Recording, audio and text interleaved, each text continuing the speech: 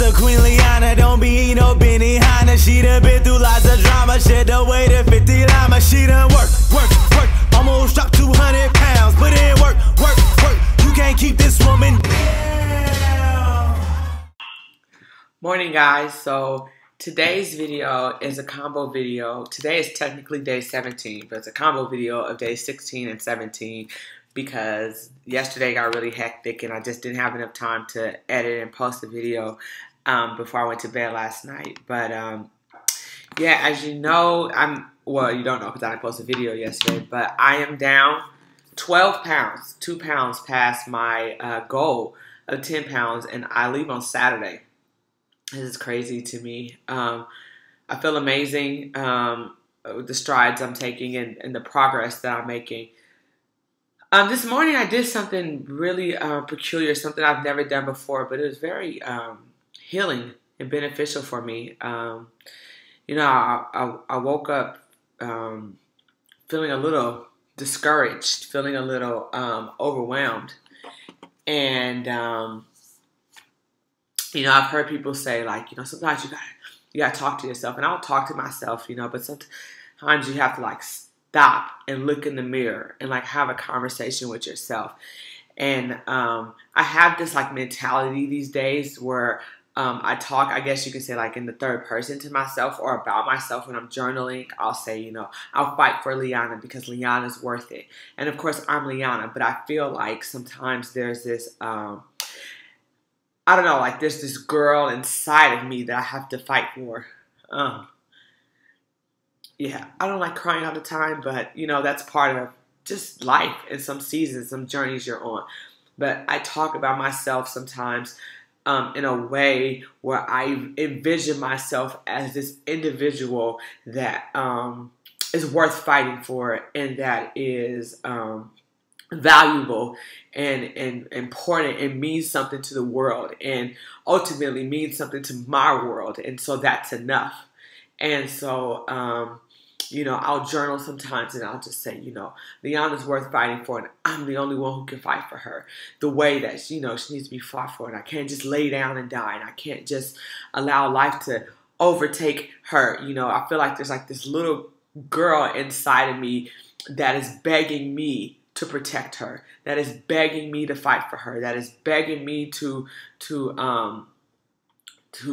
thrive for her. It's like, Liana, if you don't do it, it won't be done. You know, I don't know. It's kind of like, you guys know I'm a youth pastor, and so I think about my kids and how like I'll protect them, I'll fight for them, I'll look out for them, I'll do anything for them because they're that valuable to me. Like they're that precious to me. They're I don't know another way to explain it, but they're like this valuable treasure they are to me. And so I look at their worlds and I look at how much they go through and how many trials they face. And I got kids from the hood, so they go through a lot, you know. And then I think to myself, you know, what is it like to fight for Liana and love Liana the way that I love those kids, the way that I fight for those kids? And so this morning I was just looking in the mirror in the bathroom and I was just talking to myself like, if I were one of my kids, what would I say to them, you know? And I was looking and I just looked at myself in the mirror, and I've never done this before, and I was just like, Liana, you're beautiful. Liana, you matter. Liana, you're worth something. Liana, you're worth fighting for. Liana, you're courageous. Liana, you're brave. Liana, there's a world out there of people that love you and care for you and have your back. Like, I was talking to myself as if I was a person that I had to speak life into. And I, you know, was in the mirror and I was crying and I was just looking at myself and I was like, you're worth it. You're worth me fighting for. And I don't know, that was just a very empowering experience for me. And so, you know, I just realized like this journey that I'm on to reclaiming my life through a very difficult season is not necessarily about the weight, but it's about me getting to the point where I can look myself in the mirror and say, you're worth fighting for, and I will fight for you. So that today's day 17. Yesterday was a little bit of a hard day. It was a, you know, you can check that out in a second. But we're gonna have hard days on this journey. But I told one of my clients that I'm helping lose weight, it's not about falling down. It's about how long you stay down determines your recovery time. And so I realized that I don't want to put unnecessary time into recovery when I realize the value of getting back up and just moving forward. And so it's not about falling down, guys. Like, we make mistakes, we fall down. But sometimes you look up and you got to look yourself in the mirror and you say, it's about the recovery time. And you determine how valuable your life and your time is and you are as a person. And that's where I am in this journey. Day 17. I'm down 12 pounds. And I just think that's pretty darn amazing, considering the fact that I'm going through and life is not perfect. But I'll fight for me. And Molly Music has a song called Fight For You, which is God talking about how he'll fight for you. And I just listen to that song over and over again when I'm discouraged. And it's just saying, like, God is saying, I will fight for you. Like, you're mine. And so not only will I fight for myself, but I have the God of the universe contending for me. Like, I can't lose.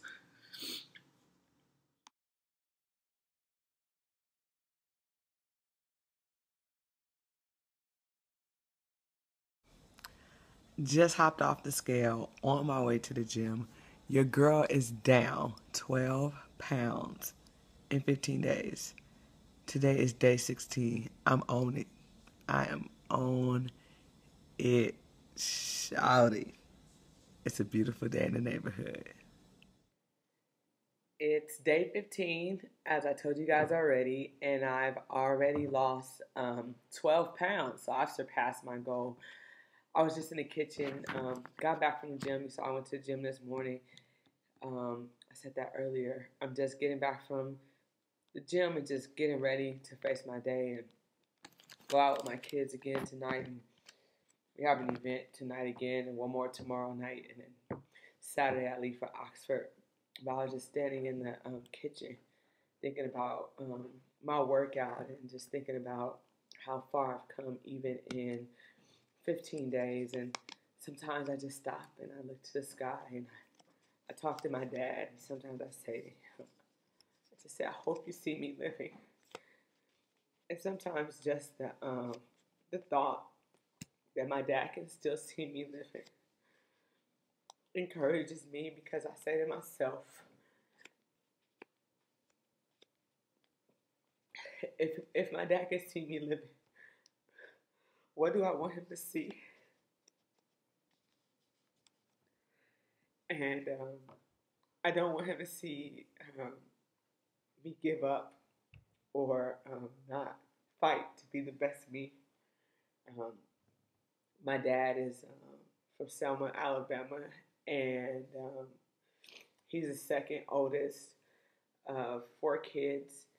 And like, his dad was an alcoholic and abused his mom, and his oldest brother left them a long time ago. So he took on the role of being the big brother, the father figure, to his siblings, and just being that example of what a man should really be. And I think about my dad. I'm like, man, my dad, he never drank or rarely drank, and I know that he did that because his dad was an alcoholic and he just wanted to stay as far away from it as possible. And he was an amazing man. He was a simple man, but he was an amazing man in that, my family went through a lot of hard stuff.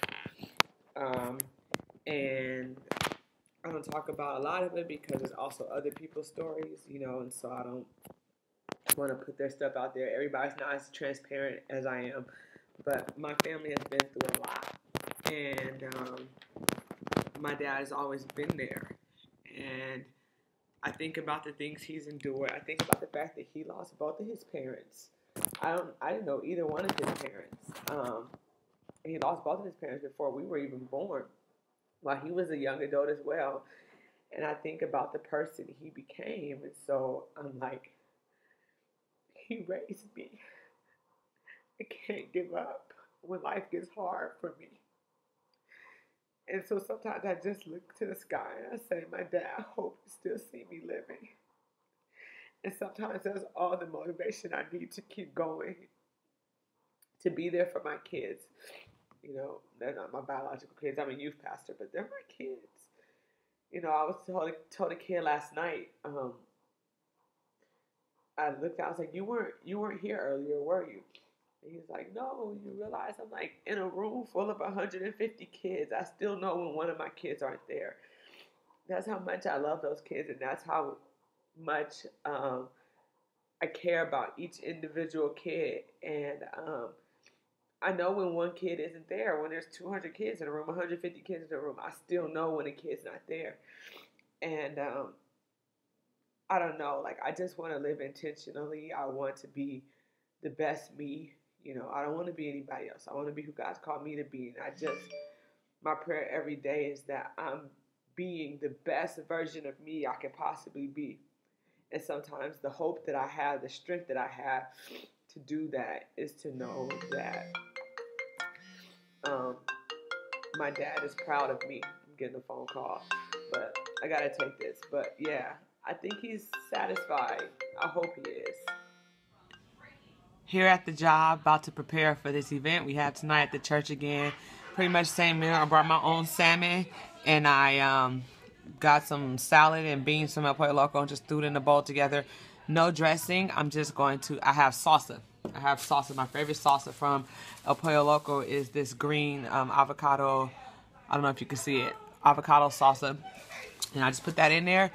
Eat that bad boy just like that. It's delicious. Midday. About to get this going. All right, y'all.